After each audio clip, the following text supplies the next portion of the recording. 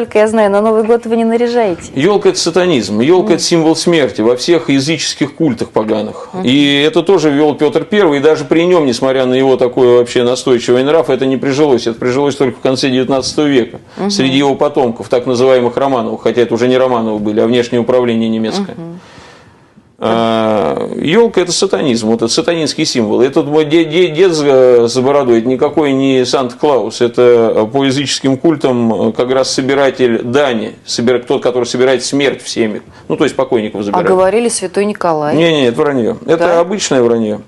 И недаром до сих пор во всех странах практически именно еловыми ветвями украшают гробы, в том числе в России.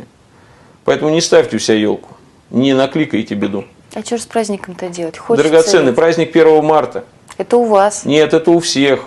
Новый год 1 марта, потому что именно 1 марта по Священному Писанию всемогущий Бог сотворил землю. А 1 марта как-то отмечаете дома в семье? Ну, отмечаем просто то, что наступает Новый год, так мы празднуем православные праздники, а не смену календаря. Так-то какой праздник смена календаря? Просто отмечаем, что Новый год начался от сотворения мира. Сейчас от сотворения мира идет 7520 год. Просто встали, календарик оборвали, Новый год начался? Да. Не поздравили друг друга, не Зачем запланировали поздравлять-то? новое. Что за праздник, что как-то- поменялся календарь? Ну, как-то посмотреть, что за год сделал на следующий это год. индифферентно. Мы поздравляем друг друга с Пасхой, с Рождеством, с Благовещением, с великими праздниками, которые действительно влияют на наше спасение. А то, что календарь меняется, это не праздник, это просто констатация факта. Учет дней и лет. Какой праздник? Ни о чем. Герман. Это для безбожников праздник, потому что они люди обездоленные, у них нету праздников божьих, им приходится придумывать всякую хрень. И вот этим суррогатом питаться в виде праздников. Спасибо вам большое за беседу.